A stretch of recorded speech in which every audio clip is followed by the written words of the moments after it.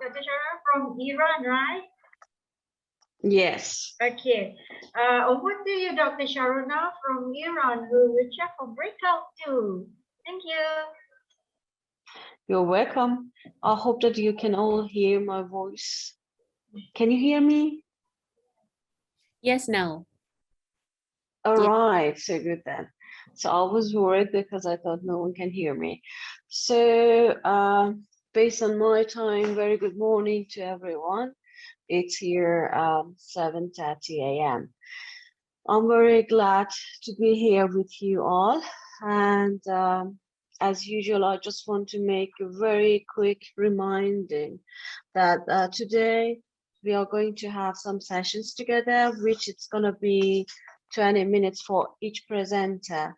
That means 10 minutes for your oral presentation, 5 minutes Q&A with me, and 5 minutes Q&A with the audience. So just to have a proper timeline, I'm going to remind you by 8 minutes that you can manage your time. So the first presenter, it's going to be acceptable level of professional conduct from health science students' perspective. So if the great presenter is here, I'm all yours. Whenever you're ready, you just let me know. Assalamualaikum warahmatullahi wabarakatuh and good afternoon. So I'm AMER Event Management from Center of Optometry Studies, Faculty of Health Science, Universiti Teknologi MARA, Cawangan Selangor Campus Puncak Alam, Selangor. So our study is about the acceptable level of professional conduct from health science students' perspective. Okay. Alright, so professionalism is a vital key to being healthcare professionals. Thus, the aspect of professionalism has to be implemented for future professionals as early as their undergraduate study at the university. So, it seems that healthcare professionals are among the highly critical professions in the community. Okay. However, professional conduct has been a challenging factor to be practiced consistently in every situation.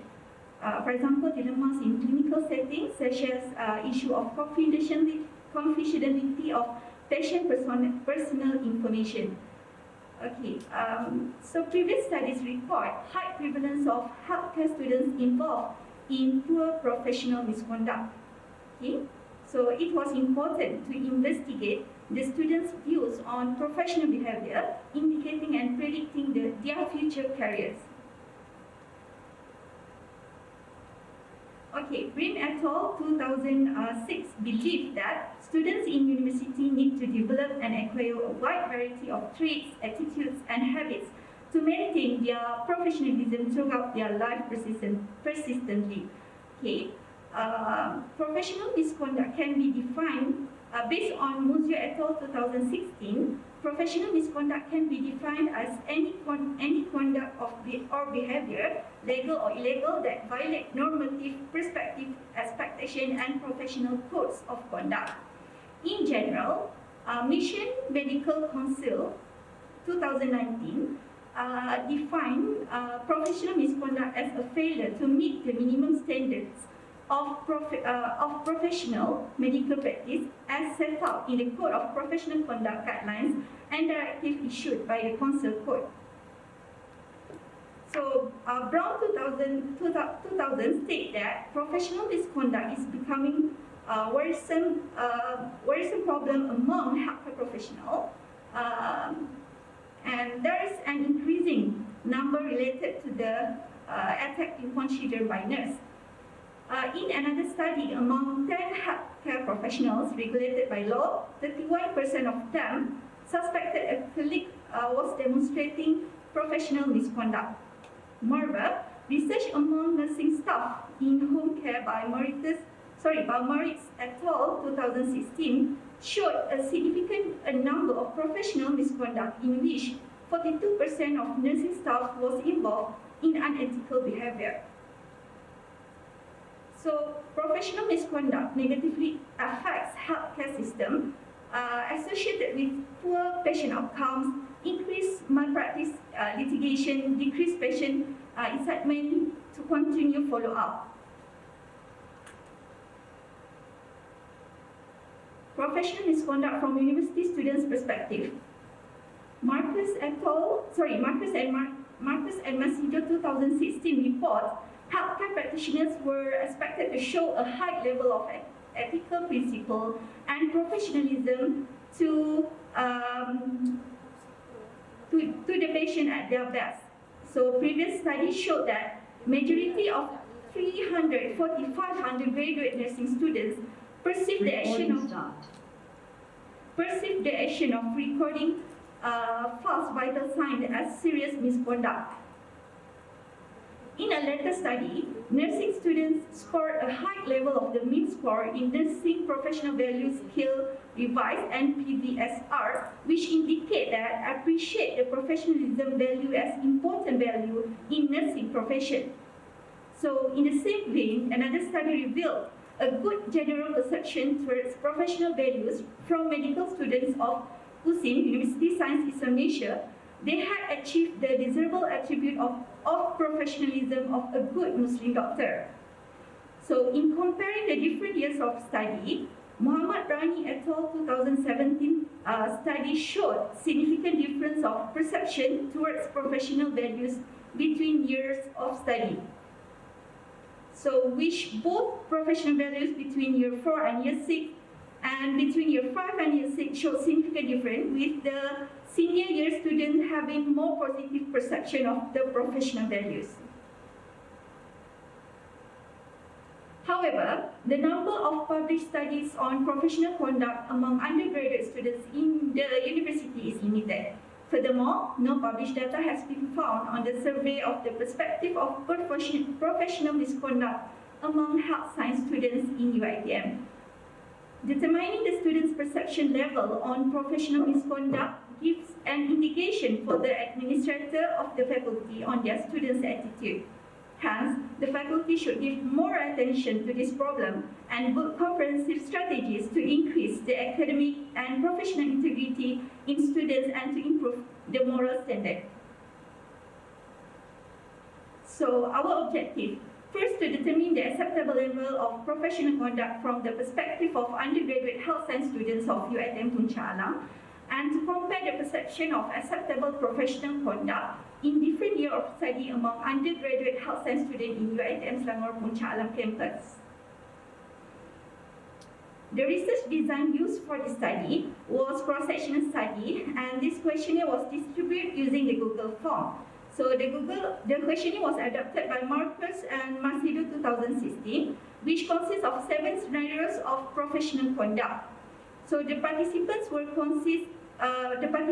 recruited by using the purposive sampling and using the RESOF software. Consider 5% dropout rate of respondents, and the total 328 students were involved in this study. So data analysis, we used the SPSS version 21, and the descriptive statistic was used to present the demographic characteristic of students, include age, gender, program, and current year study, and we used the chi-square for comparing the difference between the group.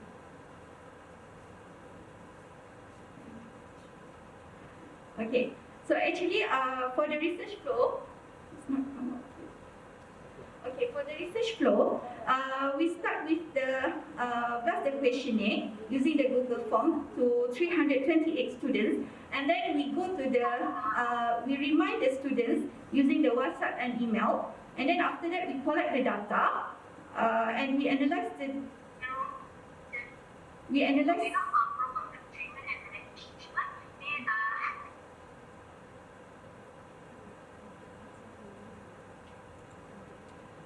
No. And then we analyze the data and report the data.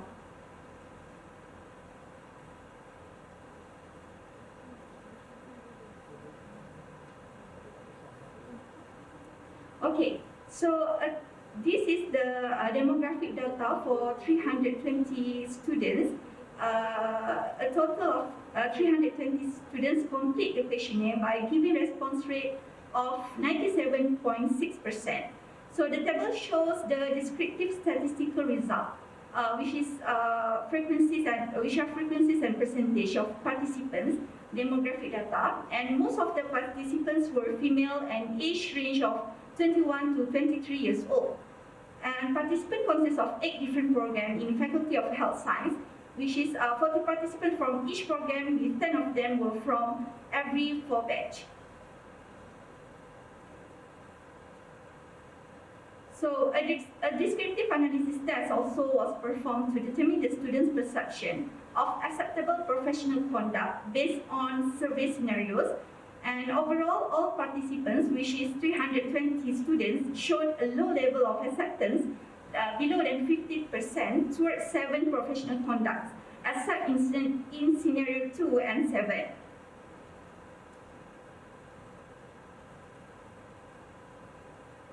Three scenarios have significant difference from perspective towards the level of acceptable professional conduct between the year of study, which are scenario 2, fogging experimental result, scenario 3, intellectual dishonesty, and scenario 6, fogging classmate signature.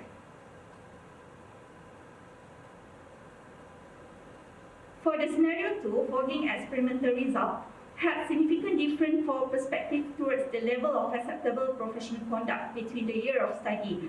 And the most acceptable answer are from first year student, which is 37%. And most of the freshmen accepted poor professional conduct as acceptable conduct. For scenario 3, intellectual dishonesty, scenario 3 had significant difference from perspective towards the level of acceptable professional conduct between the year of study. And we see the percentage of response by 4 years of study on scenario 3, with the most acceptable answer being from first year student, which is 43.8%. On scenario 6, which is fogging classmate signature, had significant difference from perspective towards the level of acceptable professional conduct between the year of study. The percentage of response by 4 years of study on scenario 6, with the most acceptable answer from 4th year students, which is 32.5%.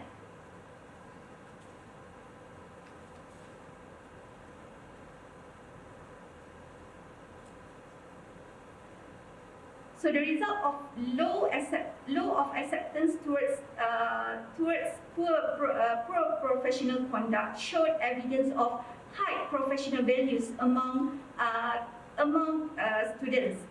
Similarly, students by Poor Chinese 2019 and Rani et al. 2017 showed high mean total professional values from nursing students and medical students.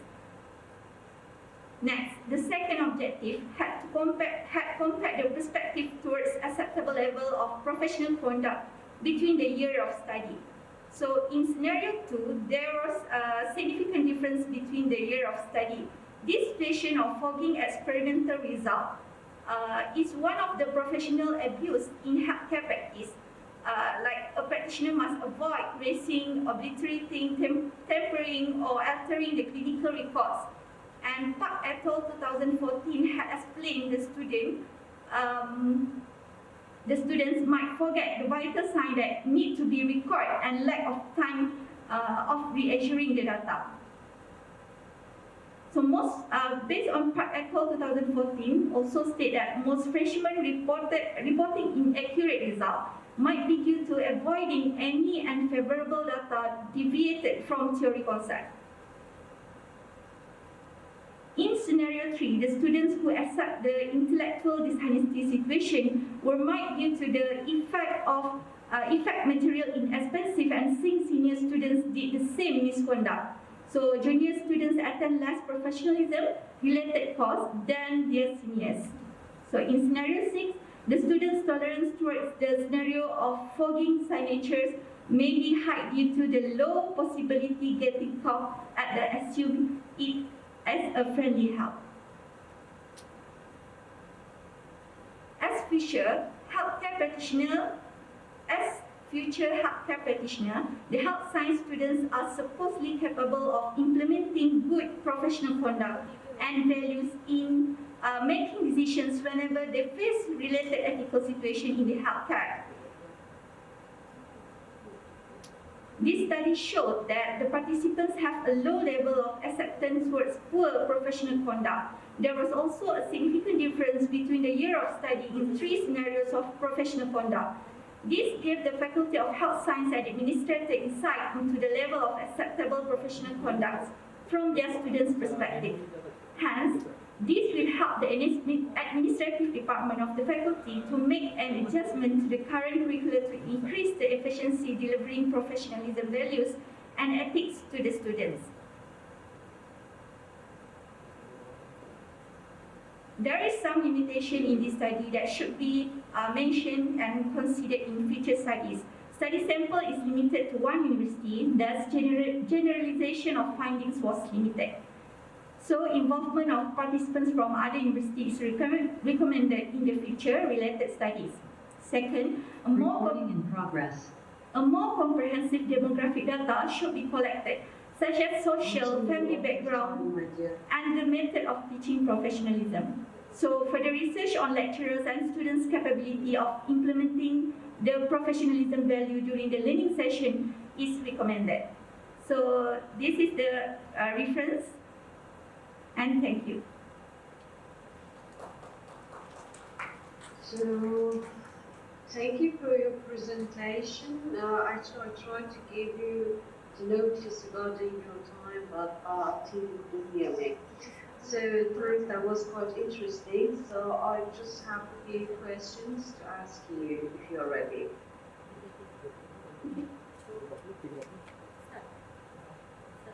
Can you hear me? Yes. Yes, Doctor. All right, so could you hear me? Recording stopped. Okay, I will make some questions and some suggestions to you.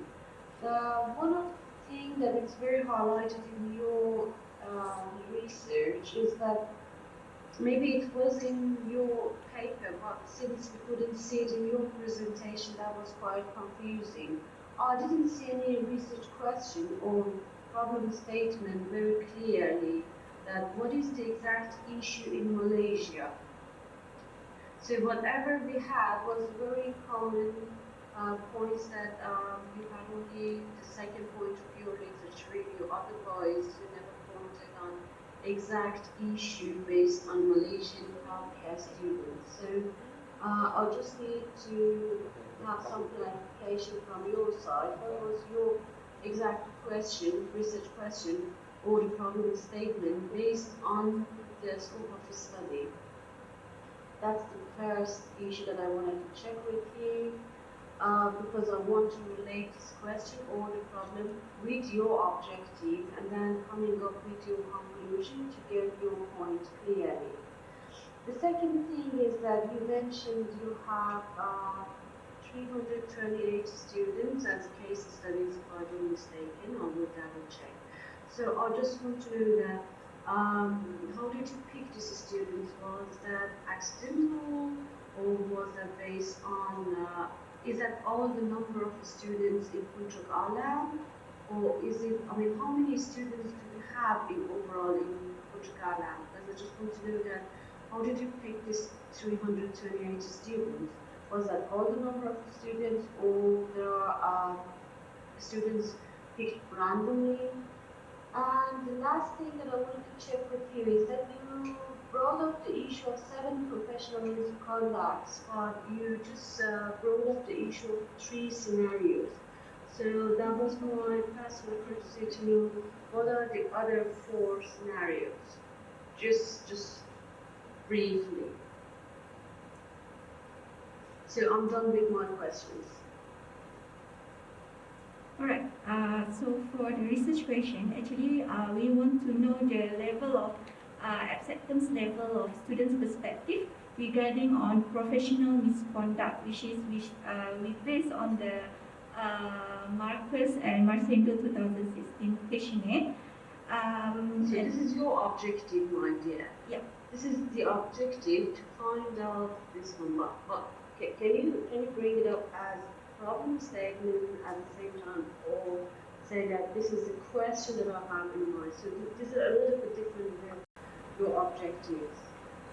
Okay, because on the previous studies, they state that among the healthcare practitioners, some of healthcare practitioners like nursing, medical students have problem when they practice in their real situation. Like this one, 42% of nursing staff involved in unethical behavior. However, in Malaysia, there is a limited study regarding on professional misconduct. That's why we did this study to know the level of professional misconduct before students graduate. For this, about the sample size, actually the total number of students the total number of health science students in UiTM from Shah Alam is around 1174, if I'm not mistaken, 1174. So based on soft software, we got about 328 students. So we use this random sampling, we use the purposive sampling, and then we does the questionnaire. However, 320 students were complete the questionnaire. For the 7 scenarios, actually actually based on professional misconduct, they have 7 scenarios, and other than dishonesty and then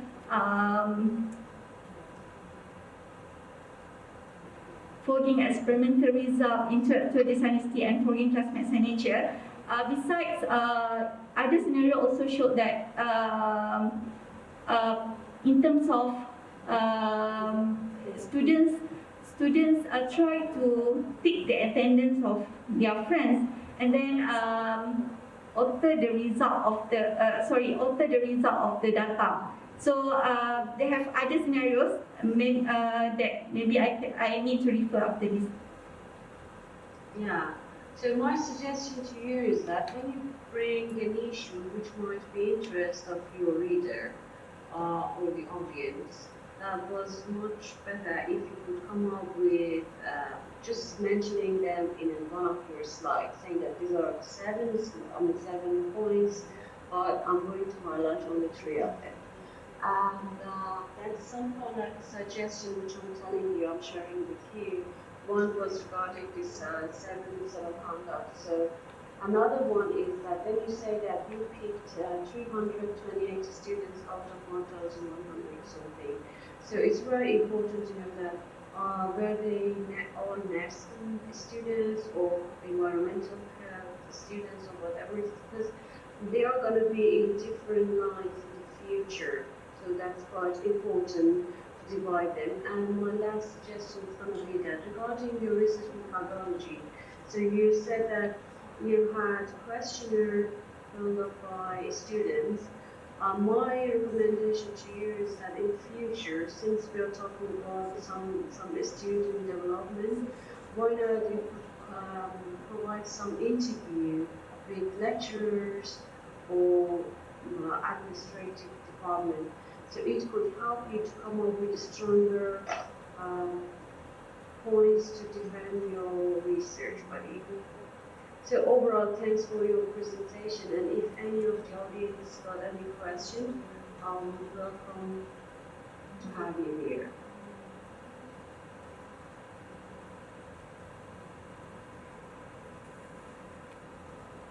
I think I did ask a lot, so no one will involved. So thanks again for your presentation. Thank you, Dr. Sharona, for your recommendation. Thank you very much. You're welcome. You're welcome. With you. So can we move with our second presenter, please? Hello, I'm Dr. Good morning. Honorable Chairperson, Dr. Sharona, and welcome participants and everybody here. My name is Tiasha Muhammad with my colleagues, Nik Nurohana, Tengku Fauzan and also Zhang Kwan. We are from Universiti Kelantan and also University Zhejiang in China. We will deliver our topic for today, the applications of 3D visualization for quarantine and treatment center known as PKRC, layouts in Malaysia Agriculture Expo Park, Sedang, or MAES. Yeah, as the content of our presentation. My dear, can you do me a favor and just zoom into your own slide? You can ask for someone's help because we do have still your toolbars there. Just like make it full screen, your presentation. If this one, Doctor? No, my dear, I just said that make it full screen. Full screen. This. Yes.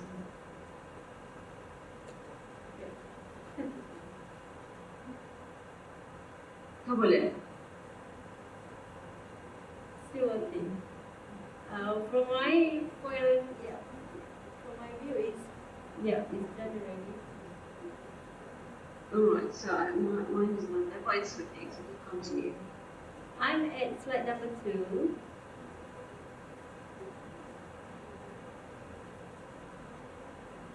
COVID-19. Yeah. The method that we applied, the data were analyzed and the findings were utilized to determine the factors underpinning the successful transformation of MAES in a short time to the first massive interim quarantine center for Malaysia. The data then was developed into 3D modeling animation using AutoCAD, SketchUp, V-Ray 3D render. So from the data collection and the site visit at the MAES, we developed the model conceptual and 3D model development and we bring out the application. Result and findings of ensuring the hall was columnless, especially the hall A in MAES. It made the numerous compartments should be assigned in this hall during the transformation. NATMA and all agencies faced minimal challenges in organizing the spatial zoning installation. Hall A is a fully air-con space with a height clearance up to 9 meters, where 3 sectional wings converted to a gym and the rest area of person under surveillance. The activities inside Hall A were under the surveillance of those on the front line with a high consideration for safety from any potential infectious diseases. The circulation and spatial organization of the red zone allocated for the person under surveillance comply with the infection protection standards by ensuring the correct distance and height of compartments. The COVID-19 is believed to be spread by the water droplets and it's not airborne spread at the phase 1 of this PKRC. Therefore, we can see from our eyes that if you go along with these stages, the phase 1 and phase 2 of PKRC is totally different in terms of this space layout. But this, if you can see from the figure, is the columnless at this convention hall, the types of this PKRC layout. The phase 1 indicated the applications of compartments between zones and bed layout. Through the development of the space layout in MAES, begin with the scaled drawing using AutoCAD. Furthermore, the scaled drawing was converted into 3D modeling using SketchUp and rendered using the V-Ray. The up above is the original layout of the MAES PKRC and phase 1. We got it from the Marticops. And the below there is our development during the AutoCAD. And we developed the 3D modeling using SketchUp. We built up the compartmental and according to the dimension has been stated by the authority and also rendered it using the V-Ray.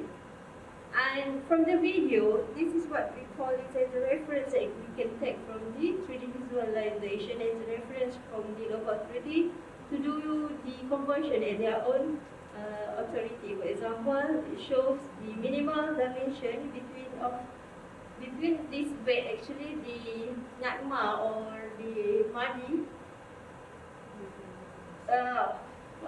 Figure number 2, it shows the distance between bed 1 and bed 2 must be beyond 1 meter because any case happen or increasing numbers of the PUS, paternal surveillance, they can slot in another bed in between of bed 1 and bed 2.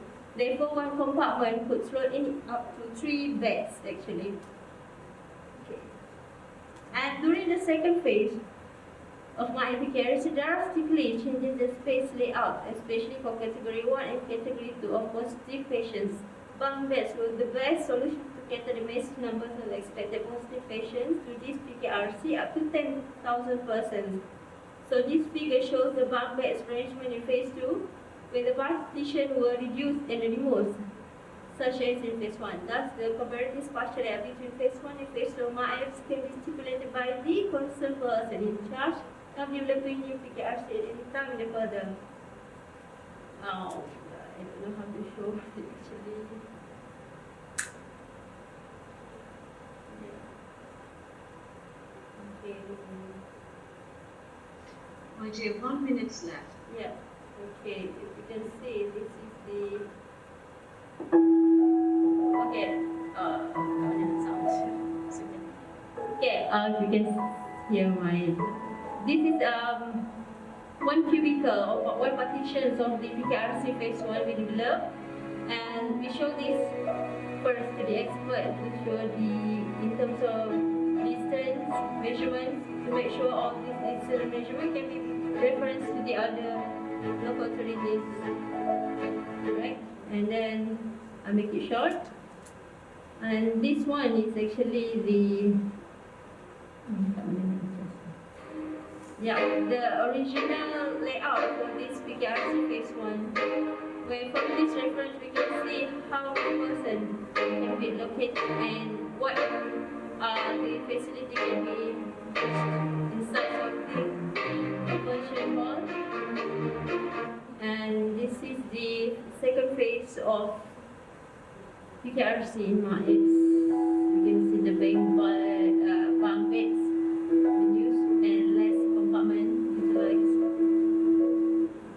And I will try again. And for the conclusion, this 3D animation of the PKRC represented by PKRC of MAEPs can be benchmarked or states and converted in the public space to become PKRC. The 3D visualization serves as a template for the related agencies to manage the area and arrange the layout to quarantine of the low-risk patients of COVID-19. Due to the understanding of the characteristics of the COVID-19 virus increasing day by day, the design of the PKRC also have been several amendments, such as the usage of partition between the cubicle.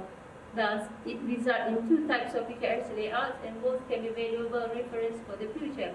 PKRC is only accessible for the front responders and patients. Therefore, this 3D visualization also contributes to giving the information of COVID-19 quarantine and low-risk treatment center information to the public. The 3D animations of the PKRC also contributes to education through the exploratory space layout animated that can be referred in classroom and research, as the PKRC is a temporary space and not only develops during pandemic at its peak. The 3D animations of the PKRC also explains the historical moments of Malaysia facing the pandemic of COVID-19 that can be our future prop.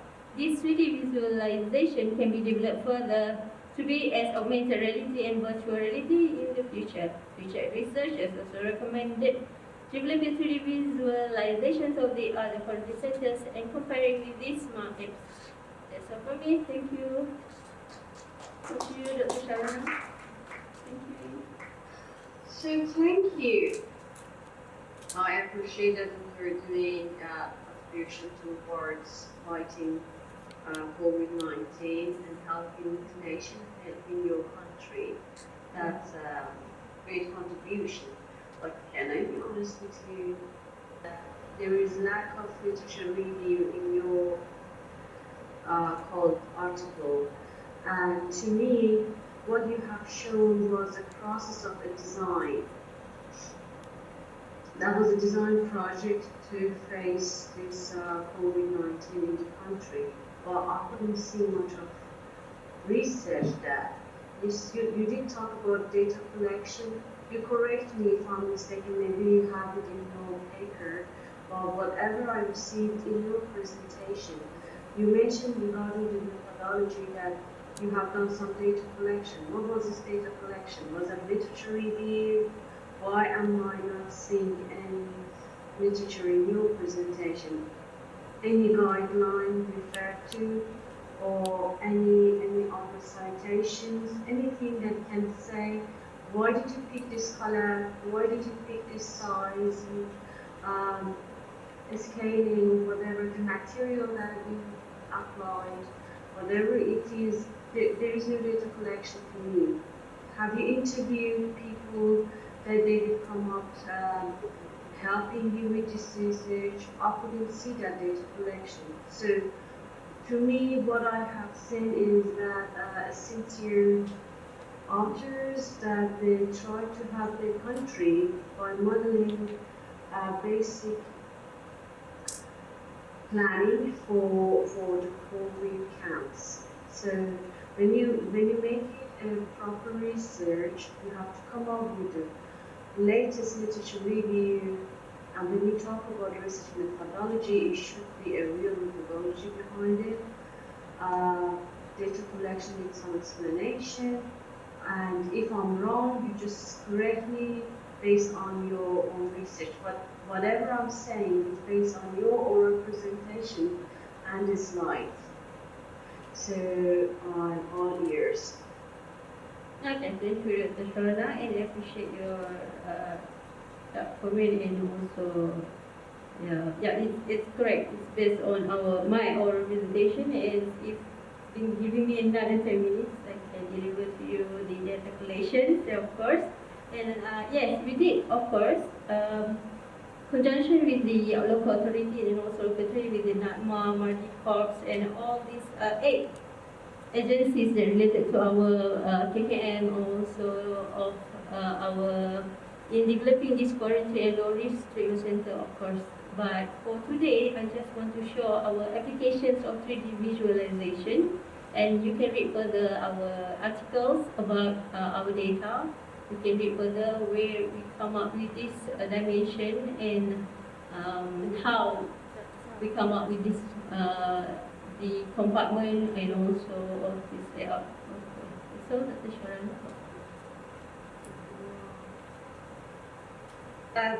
That means my suggestion to you is that in future, when you want to do a presentation, you have 10 minutes to inform and share your information with me and the audience.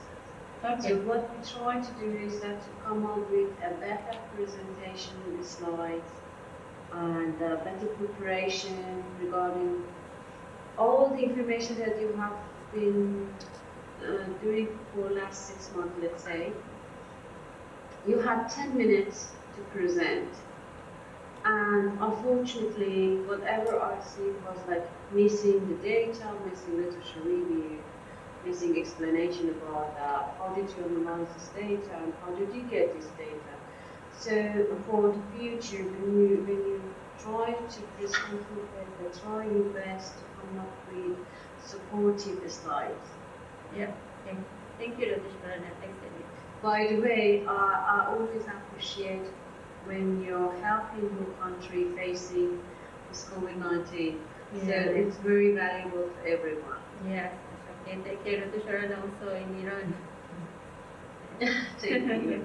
Thank you. All right, so any questions from the audience, please?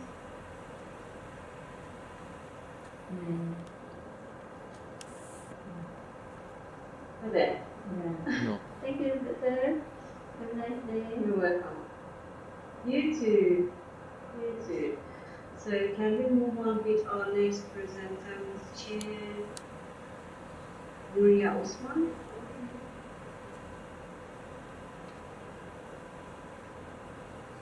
Good afternoon, Dr. Sharona. My name is Cik Nuria Osman. I am presenting on the title of Effects of Mindfulness-Based Stress Reduction Program on Anxiety and Depression and Health-Related Quality of Life among Cancer Patients in Penang, Malaysia. Okay, as we know, as we all know, as everybody know, a cancer diagnosis is a traumatic experience. And if it is not addressed properly, it can lead to anxiety and depression, which can affect patient health-related quality of life, the treatment compliance, and also the clinical outcome. So unfortunately, pharmacological therapies are required to reduce these adverse effects and to improve patient health-related quality of life. On the other hand, we have psycho-oncologists available in Malaysia, but that is in a limited number, as claimed by the practitioners in the clinical setting. So, on the other hand, the available oncology, furthermore, the common counselor lack of the required tools and knowledge to deal with the cancer patient. So, a non-invasive, cost-efficient and successful approach to patient is required. Okay, as per my title, Mindfulness-Based Stress Reduction Program is a clinically effective method for treating various chronic diseases, including anxiety and depression in patients, particularly cancer patients. There were, however, disparities in anxiety and depression across patients with various socio-demographic, socio-economic, and illness characteristics. This is why when we are doing on a different set of patients, new intervention is crucial. So this study measured the impact of a 5-week MBSR program on anxiety and depression and health-related quality of life on cancer patients in Penang, Malaysia, utilizing hospital anxiety and depression score and ERT, QLC, QLC30. That is tools used to measure the parameters. So, if proven effective, MBSR can be utilized for the treatment modality for psychological distress among cancer patients. Okay, the significance of the studies. As I mentioned earlier, cancer causes tremendous psychological distress, pharmacological approach, side effects, so the non-pharmacological is vital. So MBSR also have been proven clinically, and if tested effective, it can be used as a treatment psychological distress among cancer patients, especially in my study setting. Okay, so the objective of the study is to measure the level of anxiety and depression among cancer patients using HADS and to intervene cancer patients with a 5-week of MBSR program and to measure the effects of 5-week MBSS program on HADS and HRQoL and to compare the pre and post MBSR of HADS and HRQoL to check for the effectiveness. So, as for the literature review, okay, my MBSR is actually the first MBSR was an 8-week intervention that includes mindfulness meditation, bodily awareness, yoga, and the study of pattern of behavior, thinking, feeling, and action used in MBSR.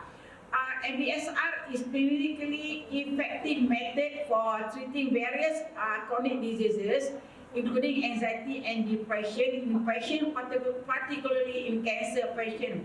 The 8 weeks intervention was the most commonly used. However, some qualitative studies suggest that 5 weeks MBSR is not less effective. So the 5-week MBSR is the one that I'm going to use for my study. And the study have investigated also the impact of MBSR on symptom reduction, positive growth, biological results on cancer patient in many meta-analysis, literature review and book chapters between 2005 until 2015. There were, however, disparities, as I mentioned earlier, in anxiety and depression across patients with various socio-demographic, socio-economic and illness characteristics. So MBSR was brought to Malaysia by Dr. Pang Chenker, who is a psychiatrist, and has been adjusted the program to suit the local population, cultural and spiritual health belief. Malaysia, MBSR was tested on the few group of healthcare practitioners and medical students and proven effective. However, MBSR is not yet tested on cancer, on Malaysian cancer patient, especially in Penang, Malaysia.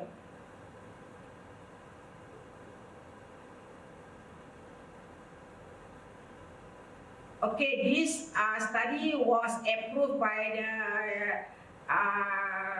USM and Langkawi Hospital Clinical Ethics Committee of Malaysia, and study location was conducted in Penang under the Majlis Kanser Negara, that is MAKNA. It is a cancer organization, and the sample selection was collected all over Penang in the location where the MAKNA activity centers are organizing the activities.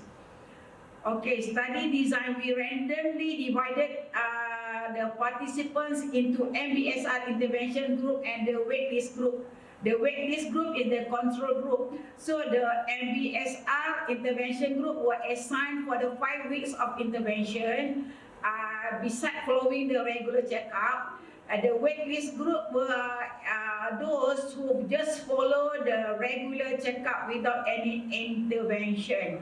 So the HDI, HADS, and EORT, KLC, C30 score were measured before and after the 5 weeks of intervention. So results were analyzed and compared. So this is the methodology, the MBSR intervention, where the week 1 is mindful breathing and stretching, mindful meditation and body scan, and they also have to do the home exercise that should be give them a notebook and WhatsApp instruction that they need to practice. The same particular instruction that they do in the classroom when we assign them during their visit to the center for the intervention. And the week 2, they have to do the yoga-like movement and the stretching, HTC, hearing, mindfulness, breathing, mindful stop. And then the week 3, they have to do mindfulness, walking, meditation, stretching, HTC, and everything as the summary, the repeated technique. So week 4, they will do mindful eating, the stretching, HTC, mindfulness, breathing, and all are done in 2 minutes, 2 minutes, 2 minutes, 2 minutes, some are 3 minutes. So they at the week 5, they do the mindful song and mindfulness training, mindfulness song, and so on. And we also have class for the psychological group discussion. So the all these are repeatedly doing, and we remind them by sending WhatsApp, and they have to do the home exercise on their own initiative. These are some of the training that I did in the class and also in the hospital in the MBSR setting. Okay, the result. We have approached many actually. Out of 100 and out of 52 people, we managed to came up at the end of the study. Only 22 participants in the intervention group and 16 in the waitlist group.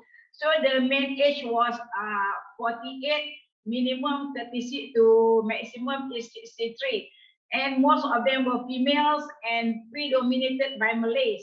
The majority of them were from the secondary school level of education.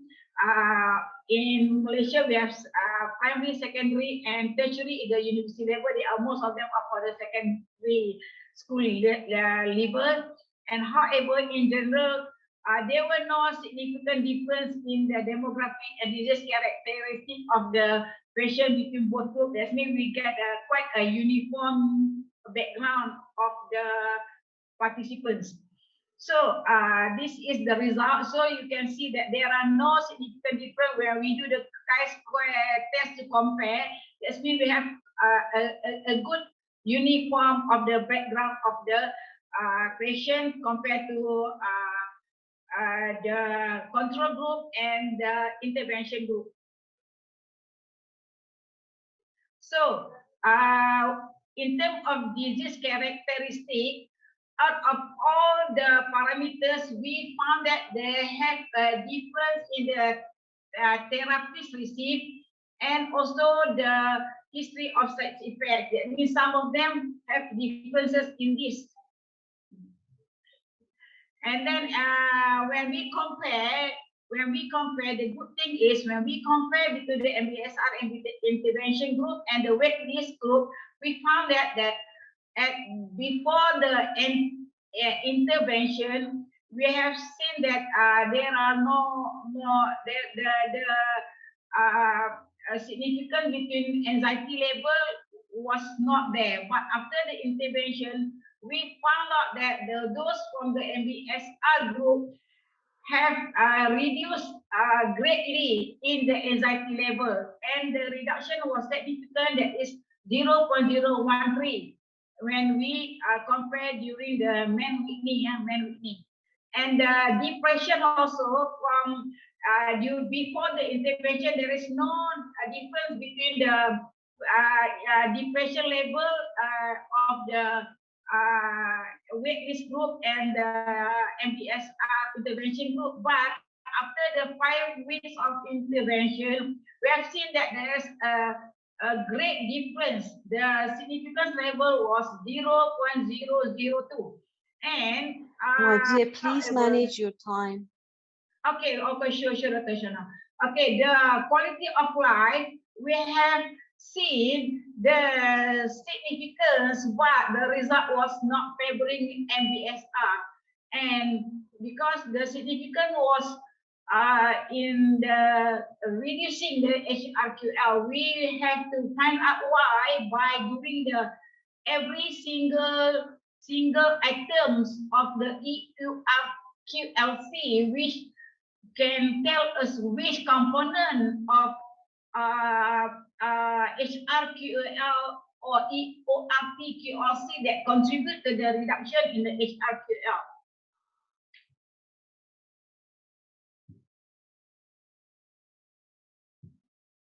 Okay, as a discussion, we can conclude that the 5-week MBSR intervention has a significant impact on the reduction of anxiety and depression among cancer patients in Penang, Malaysia.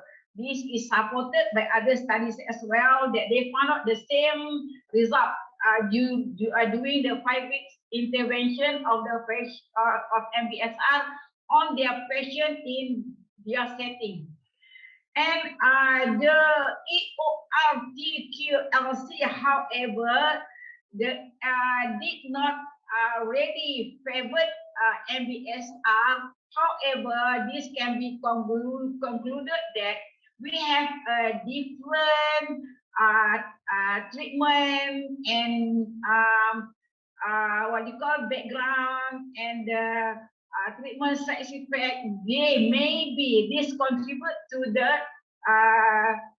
less effect on the quality of life of the patient, because there are so many components that we scored we consider to score the quality of life. Maybe some of those did not favor the MBSR.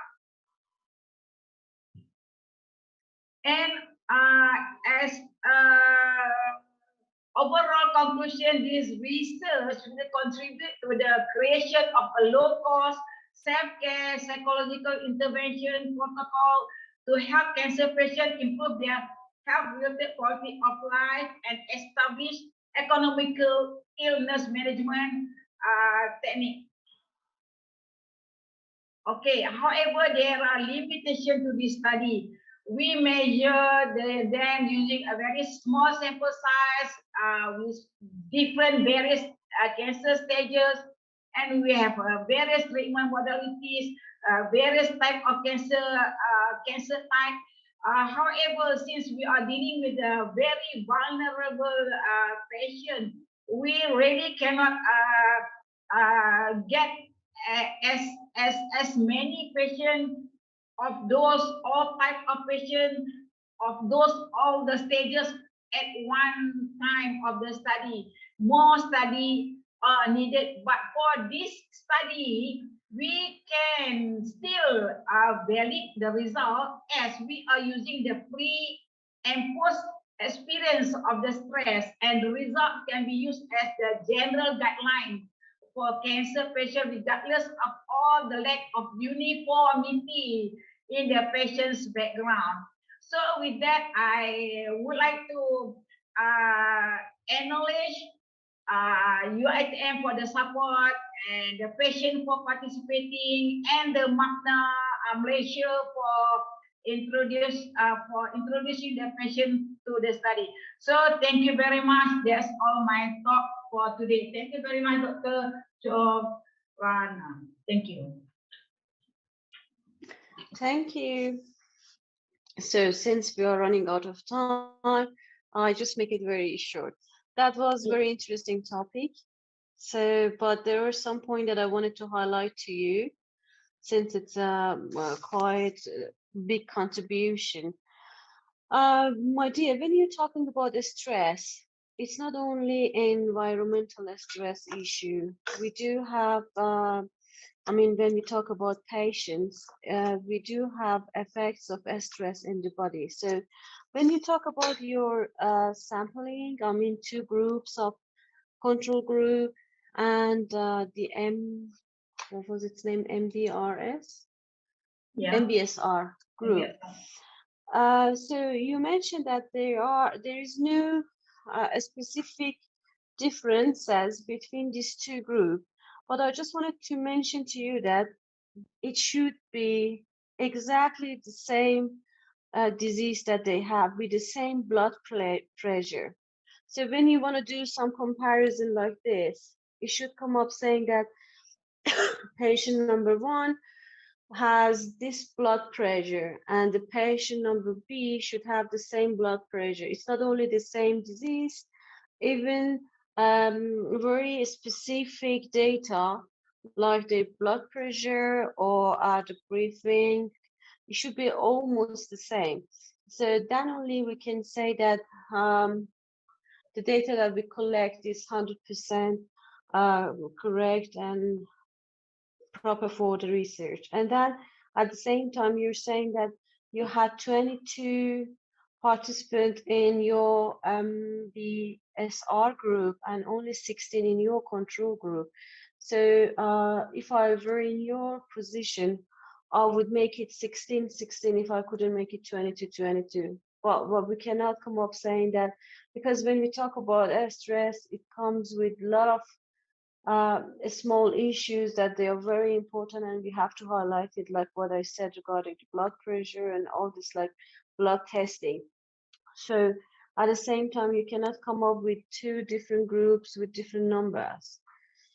So it's quite risky. And only for my own interest, I just wanted to ask you something. When you said that this MBSR, you made a group of patients to proceed with this MBSR program, was that including all these things that you mentioned, like meditation or yoga and all these things, or could you, because these are a little bit like Western style, could you adjust it to local Malaysian culture?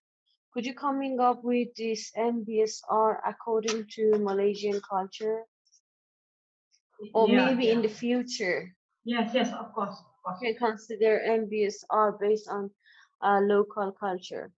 Yes, yes. That we are coming into it because this is actually third part of my study, the qualitative intervention, and then we have a quantitative survey, and then this is a testing, and then the intervention is the one that we got the feedback from the second phase. So this have already considered the what you call the cultural differences in terms of approach, because MBSR according to different countries they have a different approach of psychological intervention. Because this is we consult them what you call very other than the exercise, we also consult them in terms of emotional stability. Even though there is a guideline, if with different background of the religion or faith, we really ask them to do the spiritual behavior that have been practiced by them with their own religions. For instance, if I'm an Indian used to practice mantra. If Chinese, they don't practice any mantra, but they go to temple. So I just let them engage with whatever spiritual engagement that they used to perform before. So that is on their own initiative.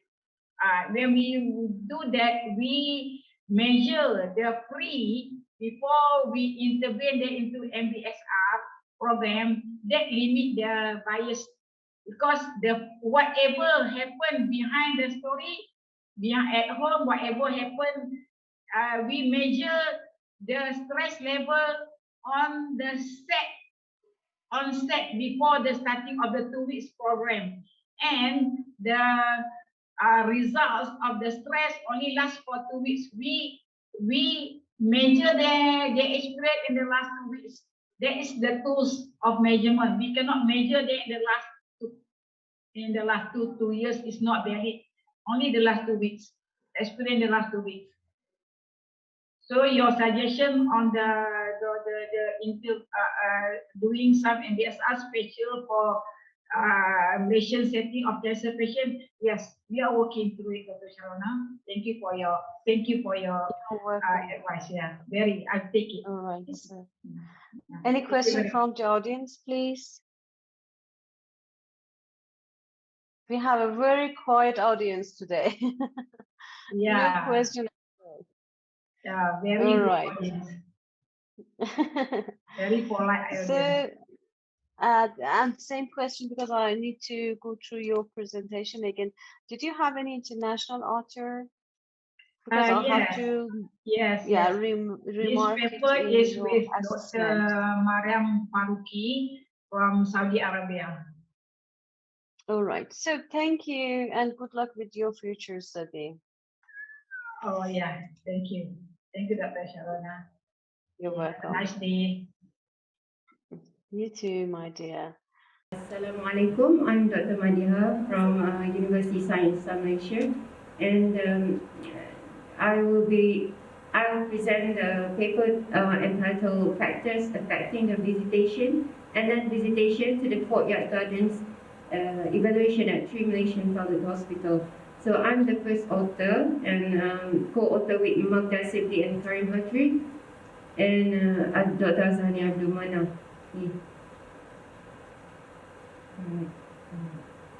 Okay, so the content for today's presentation is I will first explain on a little bit on introduction and then issue, objectives, methods, analysis, finding, and then contribution. Finally, I'll have some conclusion of my research. Okay. A little bit introduction. When we talk about hospital environment, long hours spent in a sterile hospital environment can be very stressful for patients, staff, and visitors. Contact with nature, either by having a view of garden or being in a garden, has been shown to have a positive impact on patients' recovery, particularly because nature aids in relaxation and stress reduction in humans, hence improving people's health and well-being. Okay. According to Ulrich 2020 and Kupomakis 2014, having access to natural setting in a hospital building can improve health outcome and stress coping abilities. So basically, my research is focusing on a hospital courtyard garden in Malaysian hospital, and actually there are two dual roles, important dual roles by the courtyard garden, which is the first one is environmental aspect and also the restorative aspect. In terms of environmental aspect, courtyard actually can improve the microclimatic conditions in the hospital building, and in terms of the restorative aspect, it helps in facilitate the health and well-being. Particularly, it's helped in reducing the stress reduction and also restoring the mental fatigue among the occupant in the hospital. Okay. In terms of the issue, actually being in a natural setting and viewing nature have a significant effect on mental health and well-being. Hospital courtyard garden is a common feature found in public hospital in Malaysia. However, what factors influence the visitation and non-visitation to the hospital courtyard garden are less understood. Okay, so the research aim of my study is to identify factors resulted in the visitation and non-visitation of patient, staff, visitors to the city in 3 Malaysian public hospitals. Okay, basically the theoretical foundation of restorative environment underpinning my research is based on two important theories that relate to restorative environment, which is stress reduction theories by Ulrich 1999 and attention restorative theory by Kaplan 1989. Okay. Basically, these two theories is really important, even though it's an old theory, but it's still utilized. I mean, this theory is still relevant until today. Okay, so the first one is stress reduction theory by Ulrich.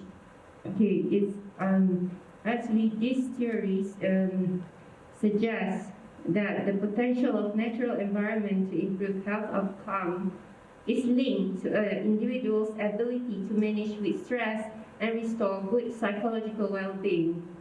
Okay, and Ulrich suggests that an outdoor garden in healthcare setting can serve as a stress-relieving resource if it's designed to promote the following characteristics, such as providing a control, means that you provide access to privacy or give them a place where they can escape. And the second one is in terms of social support, where you provide a place where occupant can have social interaction.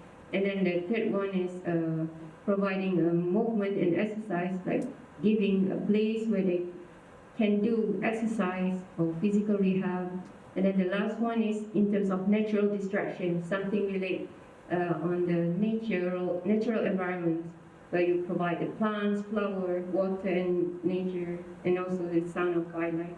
Okay, and the second theory is attention restorative theory by Kaplan, and this theory is suggests that interaction with natural environment can have positive effect in fostering recovery from depleted direct attention capacity. Means that there are four components of attention restorative theory, which is the first one is opportunity to escape, being away, and then the second one is extend, the interrelated component within the unshaded and microclimate. Okay, in conclusion, looking on the issue of indoor air quality and mental health during the pandemic COVID-19, this study could focus on. Thank you. That was very interesting paper, and I'm happy that you're doing it for your country. It's a very great issue and interest to the conference. When we talk about quality of life, it always comes with the quality of healthcare environments. So as it's my own research interest as well, we both know that Ulrich gave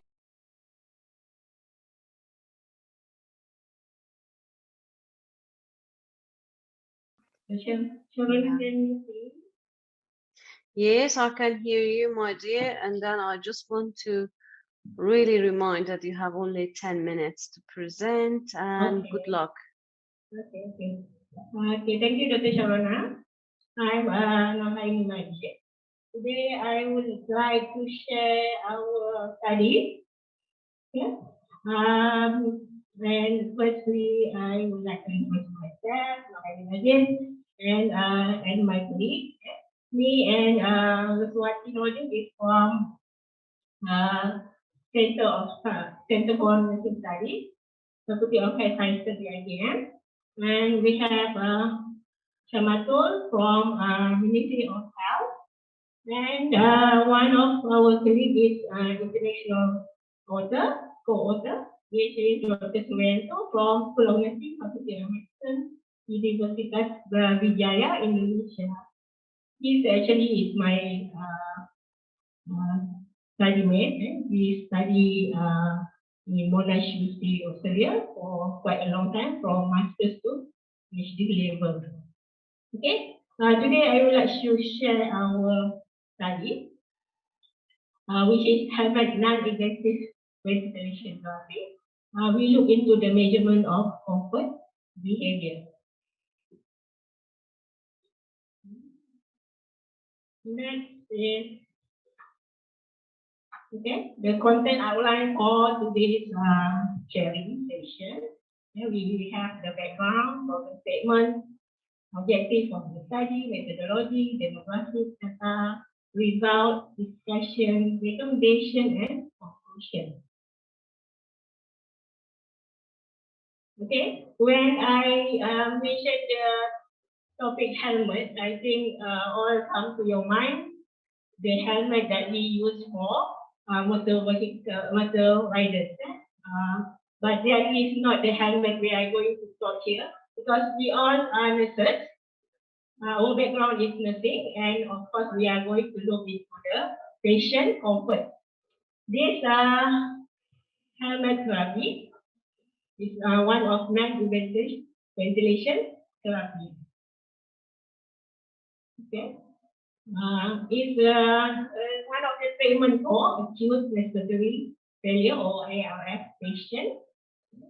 So patient comfort is crucial during non-invasive ventilation to decrease possible complications leading to endotracheal intubation.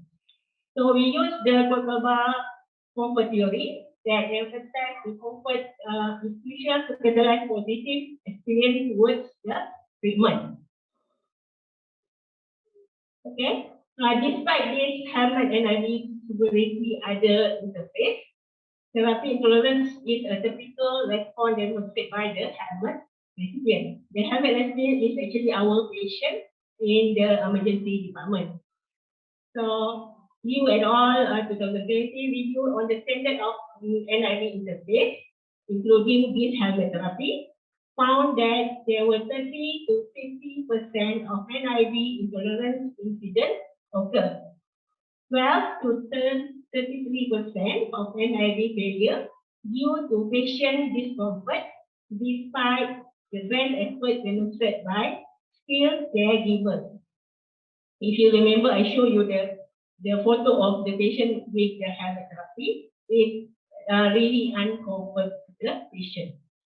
Considering the above mentioned multifaceted component factors, a strategy to measure patient level of comfort is needed.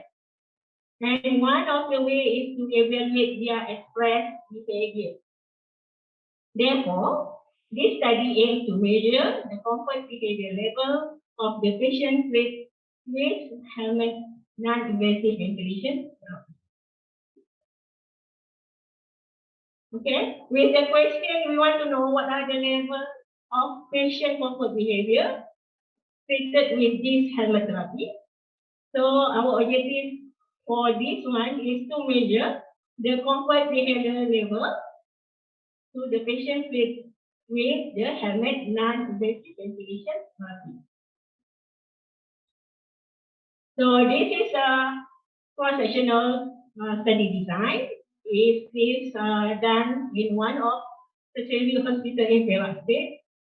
For your information, this therapy is only has been done in 2 hospitals in Malaysia, which is Perak and HKLS, means Hospital Saipo and Hospital Kuala Lumpur. Not every hospital will use this therapy. So the sample size is 67 participants, which is we purposely involve the acute respiratory failure patient to this study. And we use the comfort behavior checklist by Kotaba, which consists of 5 domains: vocalization, motor sign, performance, facial, and visual. So the descriptive analysis to assess the comfort behavior level of acute respiratory failure patient in relation to helmet non-invasive ventilation therapy according to this comfort behavior checklist form. So we are looking into the form. This is the comfort behavior checklist form, starting off point. So we have 4 levels of comfort, which is not comfortable. The scoring is 0 to 30. Somewhat comfort is 31 to 60 scoring. Then we have moderate level of comfort, 61 to 90 scoring. And the last one is strong level of comfort, which is 91 to 120 scoring. So this is the profile of the 67 samples or the participants. Essentially, the patient who has this therapy. So the mean age is around 55.03, which is majority of male patients, 64.2%, and we have 35.8% female patients. So we see it in the race. So we have the majority of Malay, followed by Indian, Chinese, and other races. So Malay is 41.8%, Indian is 32.8%, then followed by Chinese is 23.9%, and others is 1.5%. So the patient has been diagnosed with AQoL, which stands for acute pulmonary edema, or non-AQoL, the patient who had non-acute pulmonary edema to be included in this plan. So what we get, the comfort behavior level based on the CBC checklist for the 67 participants. So they have 89.88 score for the acute pulmonary edema patient, and we have 87.08 score for non-acute pulmonary edema, which comes to total 88.54 comfort level. So the comfort level for strong level, we have 25.4, and the non-AQoL is 16.4, to the total of 41.79, and which is the moderate level of comfort. We have 26.9 for acute pulmonary edema patient, and non-pulmonary edema is 31.30, which comes to 59.21, which is the majority is there. Okay, so we observe the patient by this level of comfort. And this is the checklist which have 5 components as well. So we're coming into the discussion part. The finding indicates that the comfort level of patient is moderate, with the mean score 88.54, the standard deviation is 7.35. The finding reflects that the helmet non-invasive ventilation therapy can be considered as comfortable as the NIV interface for respiratory support therapy as reported by previous study. And this is congruent with study by Hiro et al. 2017, which found similar results for overall comfort level.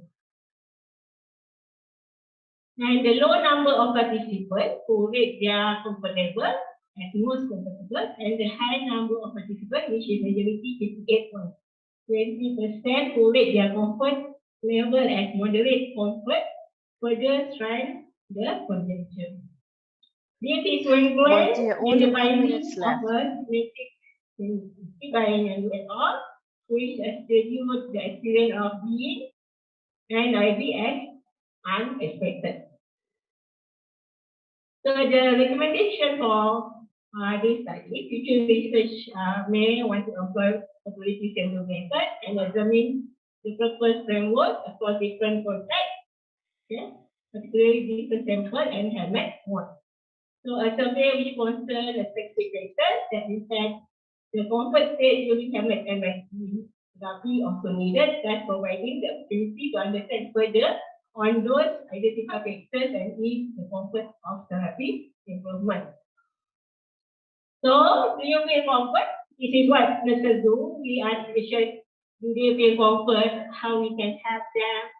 We observe their behavior, we see the pain score, we assess the pain score, we ask the patient all about that, yeah, after the treatment. So for conclusion, this research may provide important implications for both theory and practice. This attempt to understand the acute respiratory failure patient behavior in response to helmet non-invasive therapy is limited. This research will have one of the few attempts to address such limitations. Accordingly, the finding enrich the understanding on patient unique response towards therapy, which is significant in development of the better quality of care. With that, this is my reference. Thank you. Stay healthy, eat healthy, practice healthy lifestyle to stay healthy. Thank you. Back to the patient. Thank you. Thank you. Well explained. I just wanted to check with you something regarding your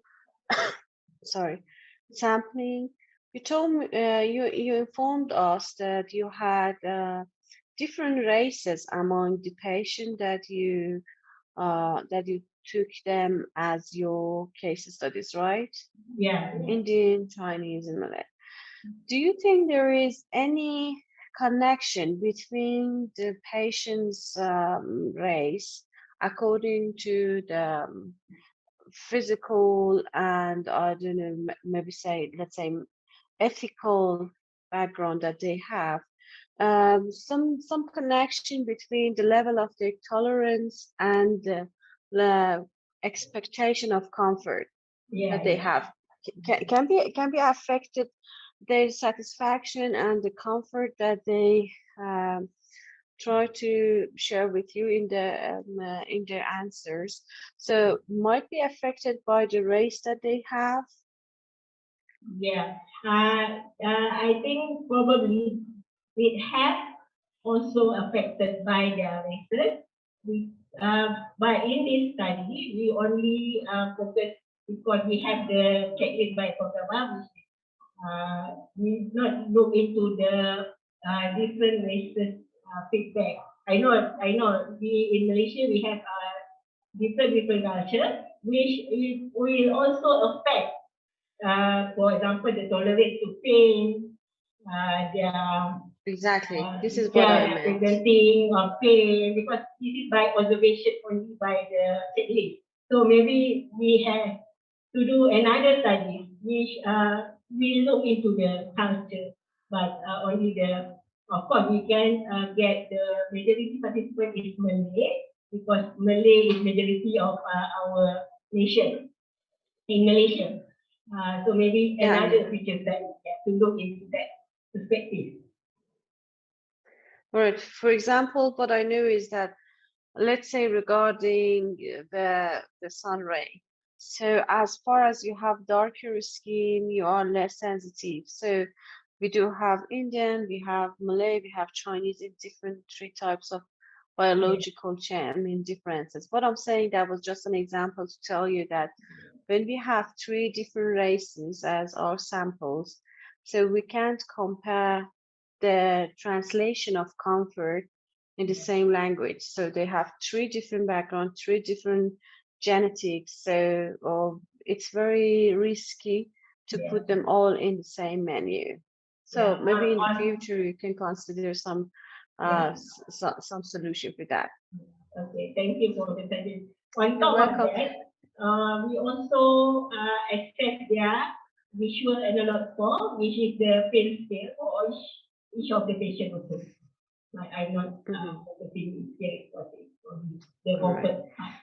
We also have accept the pain score of every patient.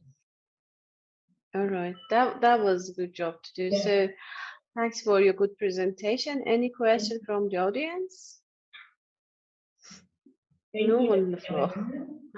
All right, thank you and good luck. Assalamualaikum. Sorry, Dr. Sharona, can I ask? Sorry, Ms. Nohaim, can I ask? Yeah, sure. Okay. I would like to know, as your research is carried out in government hospital. Yeah. Is there any ethical approval has been done? Yeah. So of course, we have ethical approval from UITM itself and from the AMER. Okay, thank you. So thank you. Any another question?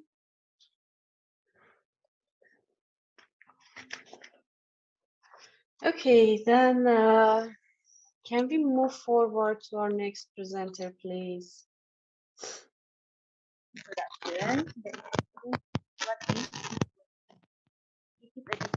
energy utilization and storage reflecting underlying the resistance, and it is characterized by the presence of at least 3 out of 5 factors, which is high blood glucose, high blood pressure, high lipid profile, blood waist size, and also high density lipid level, which is also as cholesterol. In this study, we are focusing on these 2 factors for our future study. Okay, what is cholesterol? Cholesterol consists of triglyceride, HDL, high density lipid, and low density lipoprotein, which is in our body function. It is for build up the cell wall, modulate the cell wall,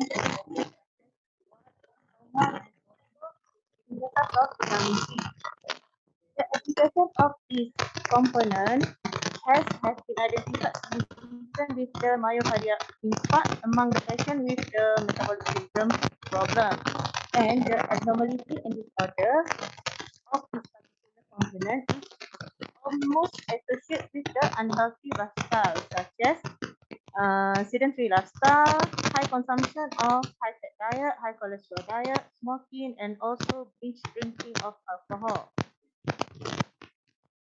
The population, young adults, especially those who are enrolled in high learning institutions, are considered as high-risk population in order to adopt all the unhealthy behavior lifestyle that have been mentioned in the previous slide. So, in order to mitigate the problem, and it is suggested that health promotion is the best option in order to improve the introduction of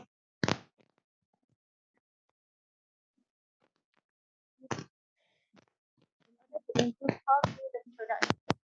lifestyle and habits. It is an approach taken to direct people in the acquisition of physical fitness and also general well-being.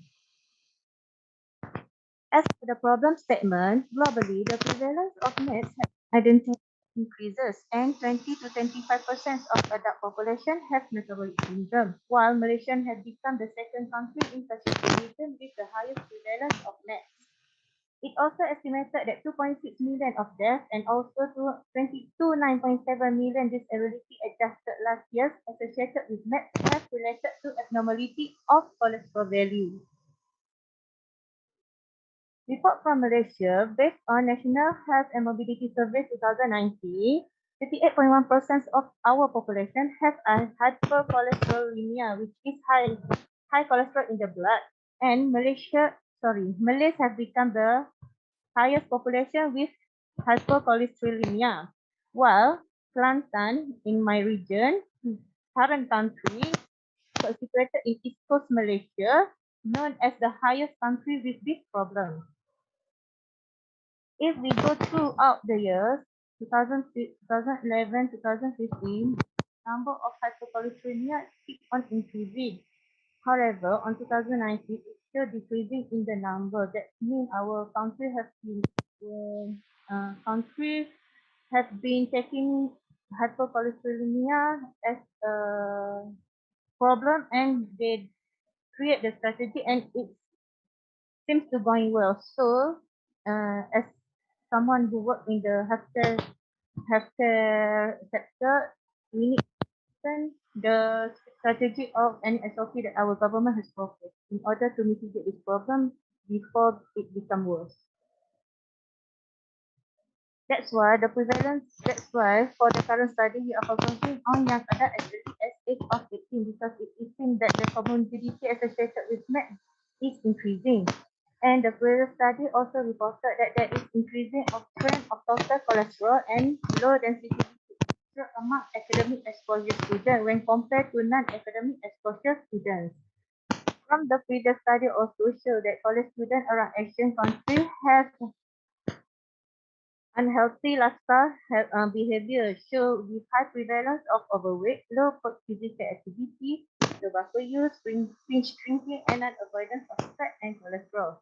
In Malaysia also, the study conducted in 2016 shows that the university students, almost 10 to 58% were not keen in performing exercise, and half of the respondents reported to consume excessive fried food into their diet.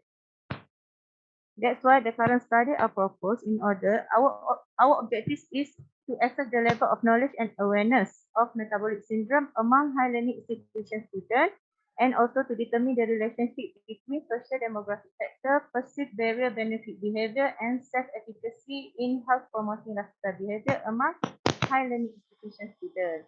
And the main objective also is to implement and evaluate the effect of our program to preventing the MET among students. This is the literature review from the previous study that cover on the related topic. For knowledge, awareness, and researcher, the finding is it seems that the knowledge of the student, because among the college students they are on higher education level, is quite high, but there is no convey that is relation in the level of practice or attitude. While for the health promoting behavior lifestyle, it shows that high percentage of students do not exhibit a healthy lifestyle and prone to health risk behavior.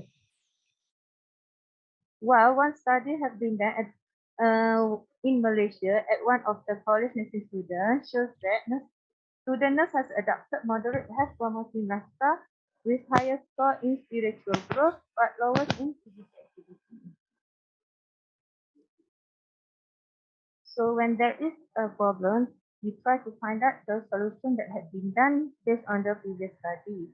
And it shows that lifestyle intervention with combination of proper diet and prescription of exercise have been proven to be beneficial in improving lifestyle practice. However, in the systematic reviews, it says that it not just depends on the exact prescription of diet and exercise, but also the motivation to change as reflected in improved adherence. We know that the correct structure program will help in order to reduce the risk of the metabolic syndrome, especially focusing on hypercholesterolemia. However, it shows that Behavior factor is also one of main aspect in order to adherence the changes. So we try to find looking out on the effect of the health promotion program, and it is shows that the health promotion program affected health responsibility, interpersonal communication, health perception, and increase the self-efficacy level. And it also improves self-efficacy and implementation of health behavior. However, from finding from previous study, one study showed that no significant changes in blood cholesterol due to start of the program that has been performed in the findings. So it is suggested that to add an extensive and interactive lifestyle intervention for the future study. For this study, the protocol of the program that we have inside our protocol study has been the conceptual framework is based on the health promotion model that has been developed by knowledge defender, which is classified into three specific proportional grouping, which is individual characteristics and experience, behavior specific cognitions and effects, and also situational and interpersonal influences. So we take out of this proportional and make it adapt into our program. For the methodology, the study will be done in Transan, as I mentioned before, based on the previous survey. Then the selected college and university will be done through the cluster random sampling. For the study design, we have two phases. Phase 1 is the quantitative descriptive and cross-sectional study, while phase 2 is the intervention randomized control trial, which will emphasize double-arm consists of intervention and control group. And it will be a single-blinded. For the study sample, those are enrolled students of year 1 to year 4 of academic session will be selected, and both gender will be invited to participate in this study. This is the inclusion criteria and the exclusion criteria. Those who fulfill the inclusion criteria will be invited to participate in this study. So this is the questionnaire that we are going to use for our phase 1. Self-reported demographic, assessment of knowledge and awareness towards metabolic syndrome, exercise management and various skills, self-related ability for health practitioner and health promoting lifestyle property. All of the questionnaires have been given approval by the previous author. And this is the anthropometric measurement that we are going to measure during the phase 1 also, which is the weight, height, and also waist circumference. And blood pressure, we also measure the blood pressure at the moment. And blood sample collection for rapid blood sample, which is fasting lipid profile and fasting blood pressure. We send the email or warning message, alert message for via WhatsApp for the subject in order to remind them to fast 6 hours before the data collection. Okay, this is the intervention of the protocol study. Health promotion lifestyle modification intervention program, which I mentioned before, follow the framework from health promotion model. The intervention group will be received a program that consists of individualized in-person education, grouping activity, a lifestyle modification intervention tool, such as e-booklet, including exercise tips, and also visual follow-up. For control group, they will be received an information booklet related to metabolic symptoms adapted from AQoL. This is the process for developing the intervention program module. We are using those stated here as our references and arranged into lifestyle program, and that consists of in-person education, group activity, visual follow-up, e-booklet, and exercise tips. And the validity and acceptability of the intervention program will be done under content validity and feasibility.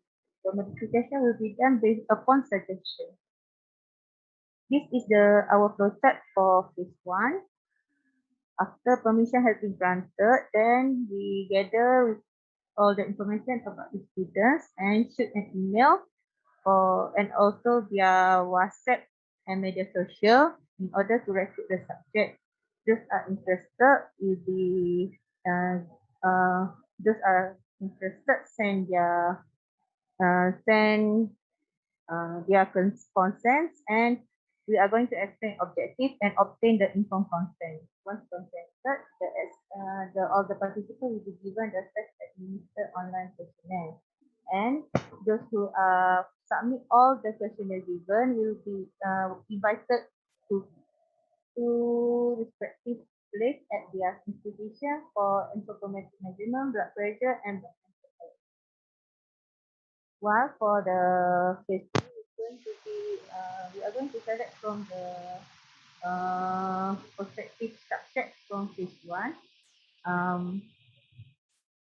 simple random sampling, and then we cluster them to allocate into intervention and control group. The intervention will be done for 12 weeks, which is we receive the allocate health promoting lifestyle intervention program for the intervention group. The follow-up will be done after the week 24. This is the data analysis that we are going to do based on phases of the study design. Maite, please manage your time. You're running out of your time, please. Thank you so much for reminding. I'm just finished my presentation. This is my references and my acknowledgement. Thank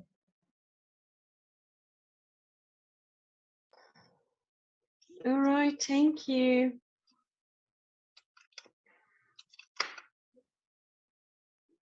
Thank you so much. That was very informative. However, it's not my fit, but I still could enjoy the information that you shared with us. It's all, guess, a global issue.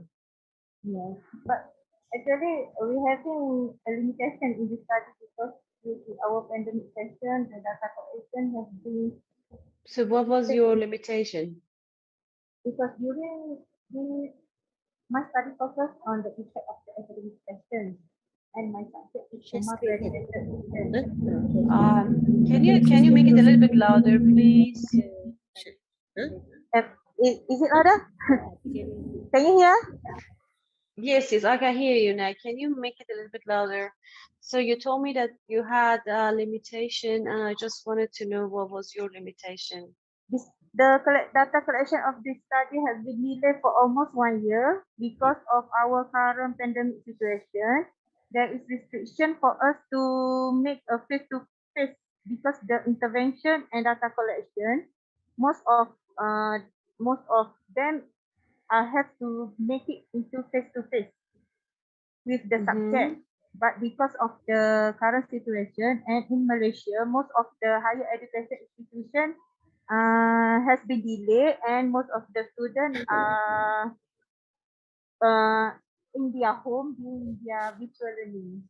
So it is quite difficult to gather the data from the student because of the extrinsic factor that can contaminate the result. All right. So thank you. Anyone from floor got any question from our dear presenter? Any question?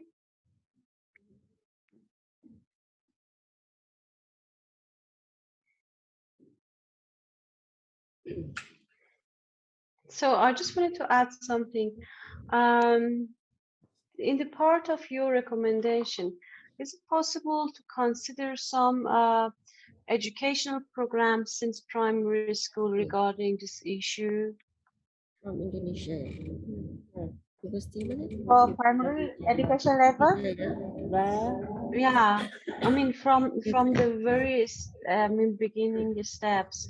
Maybe a student from primary school might have learned how to deal with their diet and also their lifestyle. Yeah. I appreciate the suggestion. It just from the data that is collected, it is difficult to get the statistical prevalence number among the primary students in terms of metabolic syndrome. The youngest age that we can gather is at the age of 18. That's why Okay. for the beginning, our focus study is based on the prevalence that come up via the survey finding. That's why we start our data collection among the population with as early age of 18 for the metabolic syndrome aspect. Thank you, my dear. Thank you so much. Okay, Assalamualaikum. Okay, I will start my Assalamualaikum. Good luck. my research. Okay. So my topic actually is regarding motivation and hygiene factors of work satisfaction among nurses in intensive care. So this is the presentation outline.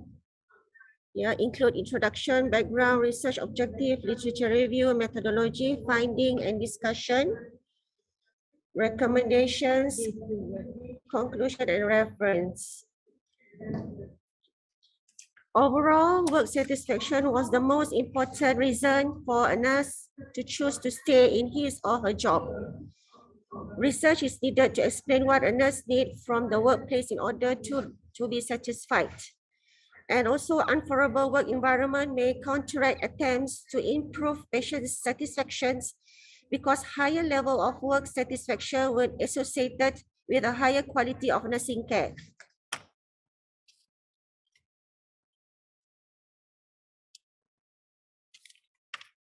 Nurses in intensive care treating patients work more than the set ratio of care of 1:1 versus the current incidence of 1:2. Nursing NIA indicator for pressure ulcer, it was reported that there is an increase in SIQ NIA indicator more than 3% for pressure, especially in the intensive care unit. Hospital-acquired pneumonia had increased dramatically in various critical care settings, and it will cause a higher mortality rate.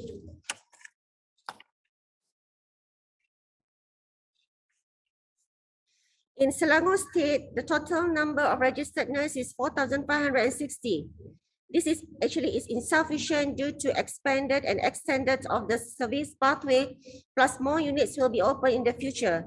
According to the statistic in 2015,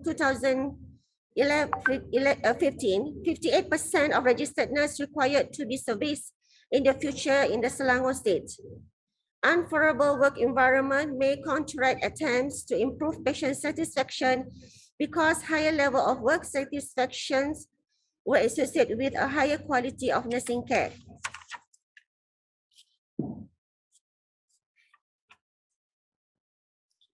This is research questions. What level of work satisfaction among nurses in intensive care unit? Is work satisfaction influenced by years of experience, age, marital status, intention to live, ethnicity, distance to work, and level of education? Herzbergs have defined in two factors as motivation factors and hygiene factors. The motivation factors is a high level of needs that will be enabled the motivations drive in all employees to attain the highest performance and quality of work. It was high intrinsic factors that directly associate with work. The hygiene factors, on the other hand, are the low level needs and normally the extrinsic factors to the work. Look of absence of hygiene factors will cause dissatisfactions. However, the present do not always counter a guarantee of job satisfactions. Maslow and Herzberg stress that the low level of need must be fully satisfied before an individual can be motivated by the higher level needs.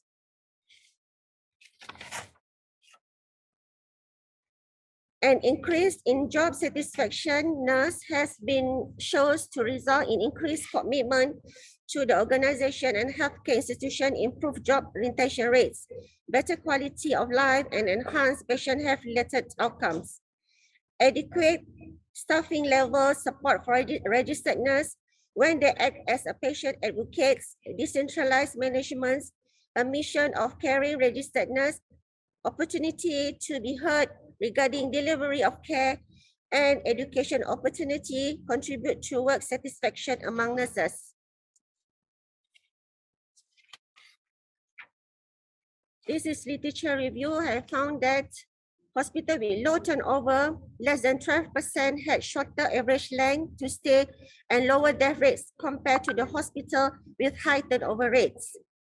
And insufficient staffing play a role in the one of every 4 sentinel event that have been occurred since 1996.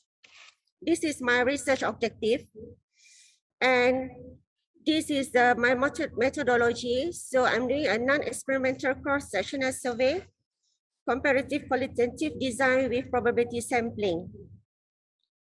So this is the finding. The sample consists 89% females, females than males 11%. Majority 86.7% were Malay. The age of participant varied from 20-30 years old category, 67.8%, 31 until 40 years, 30.7%, and 41 and above 1.4%. The mean average age was 28.3. Majority 86.7% were mentally, followed by 6.9% Chinese and 6.4% Indian. Also found that 69.3% nurses were married and 29.4% are still single, while 10.1% are being divorced. Component level of education found that mostly 88.5% of nurses had a diploma in nursing, 10.1% had bachelor degree, and 1.4% had a certificate. Their years of experience in nursing were quite varied. 50.5% falling into the 5 years or least category, 47.7% 6 to 15 years, 1.4% 60 to 25 years experience. The mean years of experience was 7.5%. Sorry, 5.4.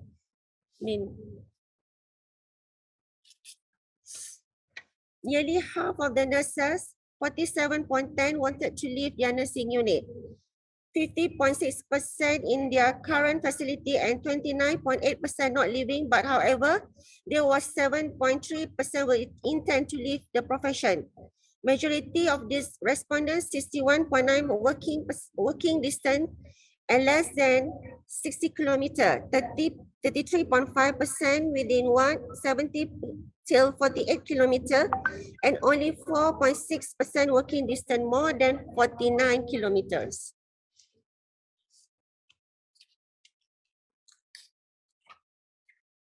In this study, 2 narrative questionnaires were explored to elaborate more details on satisfaction and dissatisfaction among nurses in critical care for both tertiary and secondary hospitals. The answer revealed from this question can preliminarily conclude was dissatisfaction of many nurses in critical care being seen because they are working so short of staff and so many hours currently. Many of the reasons given from the nurses are the feeling of being overworked, understaffed, working overtime, not being appreciated, all equipments, low salary comparing with their responsibility that being given, not enough family time, and not being given the time to care for the patients in proper manner. For the second question, the conclusions find that the nurses in both categories have high element of teamwork, appreciation from the physician, nurse manager, and their own peers. Once this is in place, the nurses will be right mindset to help patients and families in the form quality care giving, having good facility and good equipment. They can also look for knowledge and salary increase. They are all very valid reasons for not being satisfied or dissatisfied with their job, and these are the areas that need to be addressed. So this is the finding of my reliability measure and descriptive statistic and the relationship between total score, motivation, and hygiene factors. Overall, the mean score of the level of work satisfaction among nurses is 4.025 with a standard deviation is 0.82. Actually, a study done by Ali Hamdan 2016 in Iran on factors affecting employees' job satisfactions in public hospital, where the finding found a moderate level of the general satisfaction among participants. Job dissatisfaction is higher among nurses as compared with other types of workers in healthcare setting.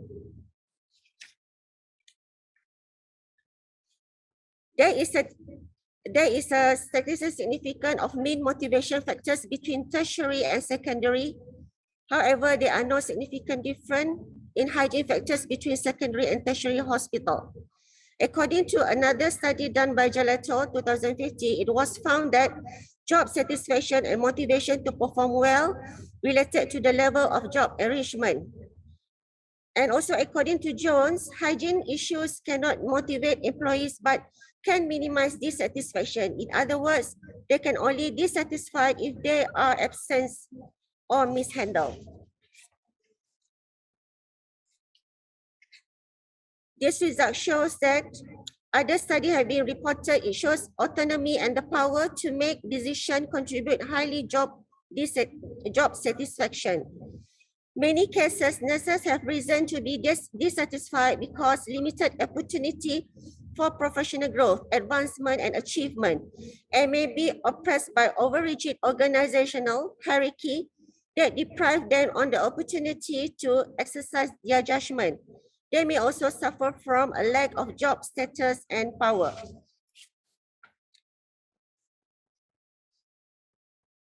To answer the correlation between motivation and hygiene factors, using Pearson correlation analysis is found that there are significant positive. It means that the nursing professional has to be satisfied with both factors to achieve an overall level of work satisfaction in intensive care unit in both categories of hospitals. And relationship between age, similar finding found AQoL conclude that overall satisfaction is positively associated with age. This implies that older workers are more satisfied than younger workers. They tend to be satisfied with their job probably due to better remunerations, better working condition, and job content. To answer the third objective,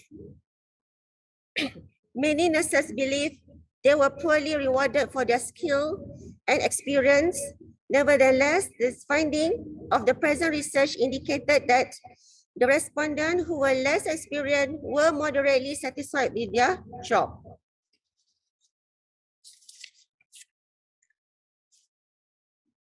To determine relationship between distance to work, in the study done similar, like McLennan and Bennett, they found that commuting study often approach the question of job satisfaction indirectly by emphasizing stress as the main factor.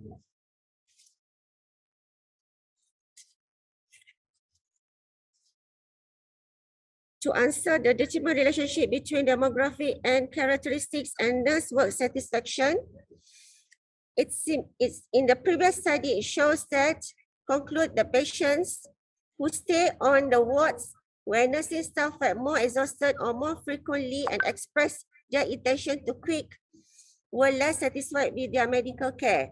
This study confirmed the importance of understanding nurse job dissatisfactions and intention to quit as both concepts which would contribute to patient outcome.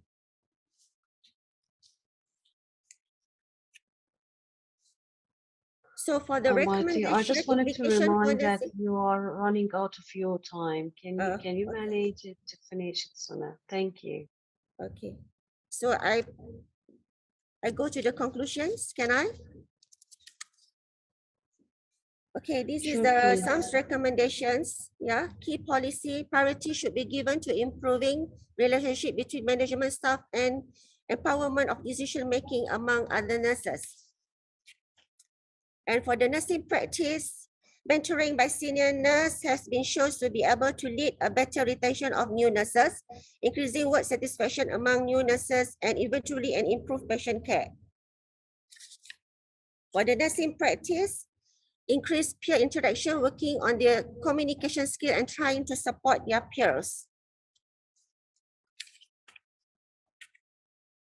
So for this is the future study conclusions we can make here.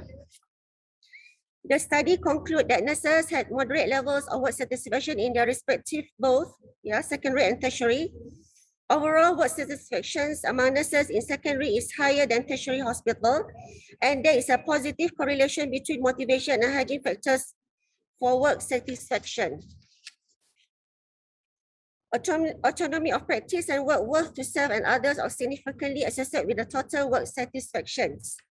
There is a significant relationship between years of experience and all the factors that I have measured here. So, nurses, administrations, nursing practice, educators have to work seamlessly to improve the work satisfaction among nurses. These three bodies need to conjure a true guideline, excellent working practice, effective clinical system, and holistic learning culture.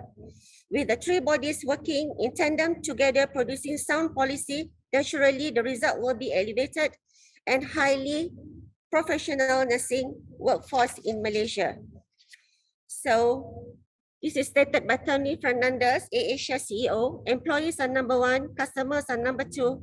If you have a happy workforce, they will look after your customer anyway. Thank you so much. This is my reference. Thank you, Dr. Marina. I highly appreciate you as a nurse. You're doing a lot to your nation and to everyone.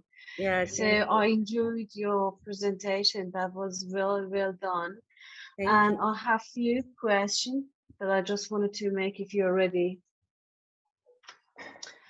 So according to your presentation, you mentioned that the ratio between the nurses and the patients are not balanced as it must be. Yeah. So I just wanted to check with you, is the issue regarding lack of nursing graduate students in the market, or is it financial problem with the hospitals that they cannot hire fresh graduate nurses? So what is the problem that you have lack of nurse? Okay, actually, this is a policy maker by the government. Okay, since our government hospital will just only allow the diploma nurses to be hired in the government hospital. So even though we have a tertiary education, but still the government can't afford to hire these degree nurses into the government hospital, most probably because of their financials, and also is it because the higher pay for them. So that's why it's very limited for the government to hire them in the government hospital. But it's a really different compared with the privates. Private, they're willing to take degree nurses to the private sector compared with the government hospital. But at this moment, the government will take only a few nurses with a degree to hire in the Ministry of Health. Yeah, it is not because of we are lacking train or educate the nurses in Malaysia, but maybe because of financial constraints by our government. Okay, so that was quite typical for me to clarify. So, and then another question is that, have you done your research during the COVID-19, or is it general? It doesn't have anything to do with the force that you have during the COVID? No, this is general. This is general, and the COVID didn't have any effect on that? Yeah, in the future, maybe, Dr. Sharon, I will be doing in the COVID, because previously when I in hospital government as a chief matron, I saw a lot of stressness, demoralized. My nurses is very stressful in their job because of a lot of short of staff. My staff actually is very limited and a lot of workload. So maybe Maybe one day I would like to study on the impact of my nurses towards how they implement during the COVID lah. All right, so thank you. That was very informative. I enjoyed your presentation. And I just want to check whether any of the audience got any question from you. Sorry? Any question from the audience? Ada soalan? Ada soalan. Wah. Tiada soalan, Dr. Sharona. If I may. Yeah. Sure, please. If I may, Matron Marina, if I may, you mentioned that there was a lot of stress and because of the workload of the nurses since we are short of staff. And so what are your recommendations to alleviate the workload that's, concentrated to the limited number of nurses in our government hospital? Thank you. And if you could relate it to perhaps with the COVID situation, it would be very helpful. Okay. Thank you, Puan. Okay, this is my experience. During COVID time, even each hospital, we have a limited staff, but we, in Selangor State, actually we have 8 of the government hospital, and we mobilize the nurses from other hospitals to help us. And then we deploy them to the necessary units or wards to help us.